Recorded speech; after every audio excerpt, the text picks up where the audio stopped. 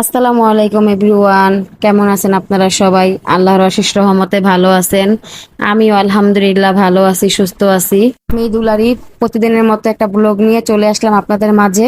আজকে সকাল থেকে ব্লগটা স্টার্ট করলাম। আমার হাজবেন্ড কাজে যাওয়ার পর থেকে আমি আজকে আর শুই নেইকা, সকাল থেকে ক্যামেরাটা অন করি নাইকা, কারণ আজকে আমার ঘুম থেকে উঠতে অনেক দেরি হয়ে গেছে। ওর যে ওকে নাস্তা করাইলাম, নাস্তা করানোর পর আবার ভাত রান্না করলাম, ভাত রান্না করে ওকে বিদায় দিয়ে এখন আমি ঘরের কাজগুলা শেষ করতেছি। নেহার আব্বুর আবার বাহিরের খাবারটা খাওয়া নিষেধ, ডক্টর না বলছে। এই জন্য দুপুরে খাবারটা আমি বাসা থেকে রান্না করে দিয়ে দেই। প্রতিদিনই আমি চেষ্টা করি যাতে ঘর থেকে খাবারটা ওরে দিয়ে দিতে পারি, বাইরের খাবারটা যেন ওর খাওয়া না লাগে। কারণ যেহেতু সমস্যা সমস্যা থাকলে তার বাইরের খাবারটা খাওয়ার কোনো প্রয়োজন নাই। মাঝে মধ্যে আমি দিতে পারি না, কারণ আমিও অসুস্থ, আমিও শরীরটা আমার খারাপ লাগে।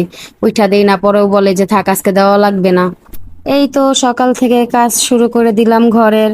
সকালের কাজে একটু ভালো লাগে, আর ঘরটা গোছানো থাকলে মনে একটা শান্তি লাগে যে আমার আর কোনো কাজ নাই, আমার আর কোনো কাজ নাই।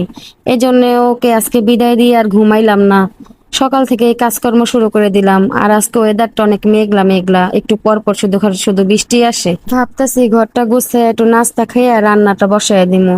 রান্না বান্না শেষ কইরা গোসল করার পরে তারপরে একটু শুয়ে থাকুম।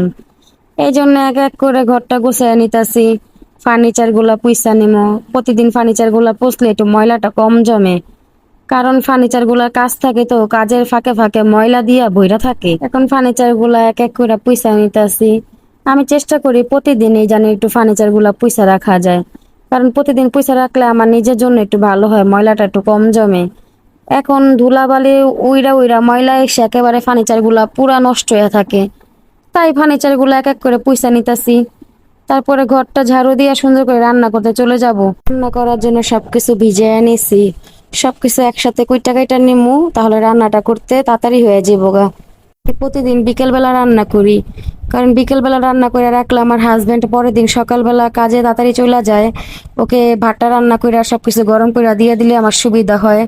আর যদি সকালবেলা সব রান্না করতে যাই ও অনেক দেরি হয়ে যায়। এই জন্য বিকেলবেলা রান্না করে রাখি, সকালবেলা ভাতটা রান্না করে সবকিছু গরম করে আমি দিয়ে দিই ওকে। আর আজকে ভাবলাম একটু বিকালে একটু আমার আম্মুর বাসায় যাব, তো এই জন্য রান্না বান্নাটা তাড়াতাড়ি করে করার জন্য শুরু করে দিলাম। পর ঘুমটাও ভেঙে গেছে, এখন আর ঘুম আসতেছে না, ভাবলাম ঘরের কাজগুলা কইরা রান্নাটা শুরু কইরা দিই। এই তো আমি রান্না করার জন্য চলে আসলাম রান্নাঘরে। আজকে রান্না করব কাতল মাছ আনছিল, তো আমার হাজবেন্ড কাতল মাছের দুইটা মাথা আছে, তাই এই কাতল মাছের মাথা দুইটা দিয়া একটা ভাজি রান্না করব। আর রান্না করব পোয়া মাছ দিয়ে, আলু দিয়ে, লুইবা দিয়ে, আর ডাল রান্না করব। মাছের মাথা দিয়ে ভাজি করলে ভাজিটা খাইতে অনেক মজা লাগে, আর ভাজিটা অনেক মজা হয়েছিল। এই তো এখন কাতল মাছের মাথা দিয়ে, লুইবা দিয়ে, আলু দিয়ে ভাজিটা বসায় দিলাম, এক এক করে মশলাগুলা দিয়ে দিলাম। এখন মাছের মাথাটা দিয়ে সুন্দর করে কষিয়ে নেব। মাছের মাথা আমাদের ঘরে কেউই খায় না, নেহার আব্বু খায় না আর আমিও খাই না। এই জন্য মাছের মাথা দিয়ে আমরা এইভাবে একটা ভাজি করি।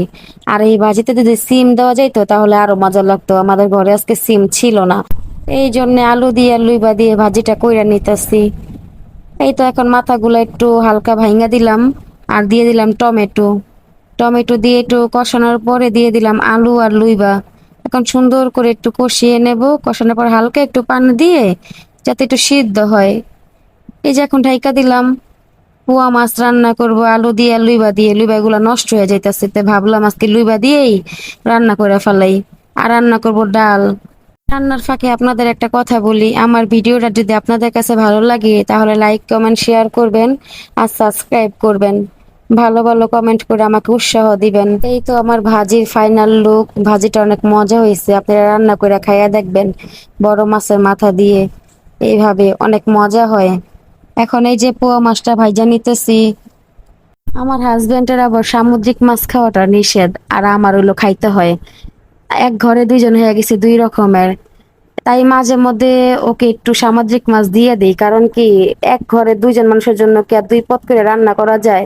আপনাদের কাছে আরেকদিন শেয়ার করবো না যে ওকে ডক্টর কেন খাইতে না করছে এই মাছ, আর আমাকে কেন খাইতে বলছে সামুদ্রিক মাছ, আর আমার হাজবেন্ডকে কেন খাইতে বলছে দেশি মাছ। আরেকদিন আপনাদের সাথে আমি শেয়ার করব। আজকে অনেক কথাই বললাম আপনাদের সাথে, যদি আমার কোনো কথা যদি আপনাদের কাছে ভুল মনে হয় তাহলে আমাকে ক্ষমা দৃষ্টিতে দেখবেন। এই তো এখন এক এক করে সব মশলা দিয়ে দিলাম। মশলাটা দিয়ে পানি দিয়ে সুন্দর করে কষিয়ে নেব।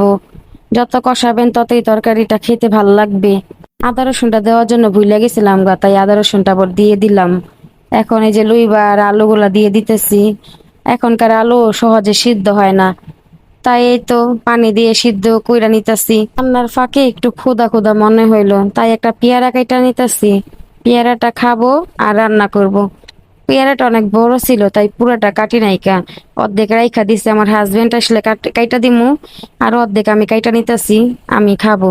কারণ ঘরে তো আমি আর আমার হাজবেন্ড ছাড়া আর কেউ নাই, আমি আর ও এখন কাজে, তাই আমি অর্ধেক কাইটা নিলাম। পেয়ারাটা অনেক মিষ্টি ছিল, খাইতে অনেক ভালো লাগছে। আমি আবার একটু মরিচ ফাঁকি আর লবণ মিলে খাইতেছি। এখন দেখি অনেক মিষ্টি, তাই মনে মনে ভাবলাম কেন মরিচ ফাঁকিটা মিলাইলাম। এখন আর কি করব, মিলাই ফেলছি, তাই খাইতেছি আর রান্না করতেছি। তরকারিটা কষানো হয়ে গেছে, এখন ঝোল দিয়ে দেব। ঝোল দিয়ে ঝোলটা বলক আসার পর মাছ দিয়ে দেব। ভাত তো সকালেই রান্না করে ফেলাইছি। এই ভাত আমি দুপুরবেলা খাবো, আর রাত্রের জন্য আবার রাত্রে ভাত বসায় দেব। হাজবেন্ড আসতে আসতে রাত্রে 9টা বাইজে জায়গা, এই জন্য 8টার দিকে ভাত বসায় দিই, ও আসলে একটু গরম গরম খায়। তরকারিটা হয়ে গেছে, এখন ডালটা হাতে মাখায় বসায় দিম। এক এক করে সবকিছু দিয়ে দিতেছি। ডালটা অল্পই রান্না করুম, কারণ ডালও আমার হাজবেন্ডের খাওয়া নিষেধ। আমি একা খাবো, এই জন্য ডালটা অল্প করে রান্না করতেছি। আজকে রান্না করতাম না। 2-3 দিন যদি ডাল না খাই না, মনে হয় কি 1 মাস ধরে ডাল খাই না। এই জন্য মন চাইলো আজকে একটু ডাল রান্না করতে, তাই হাতে মাখায় একটু ডাল বসাই দিলাম। ডালটা অনেক মজা হয়েছে। হাতে মাখানো ডাল তো এইভাবেই মজা লাগে। আমার আবার একটু ঘন ডালই পছন্দ বেশি। এই জন্য একলা মানুষ তো অল্প করে ডালটা বসাই দিলাম। এখন ডালটা সিদ্ধ হইতেছে। ডাল সিদ্ধ হইতে বেশি সময় লাগে না। এই তো আমার ডালটা সিদ্ধ হয়ে গেছে। তাহলে ভিডিওটা আজকে এই পর্যন্তই। দেখা হবে নতুন কোনো ভিডিও নিয়ে আপনাদের সাথে। ভালো থাকবেন, সুস্থ থাকবেন, আমার জন্য দোয়া করবেন। আল্লাহ হাফেজ, আসসালামু আলাইকুম।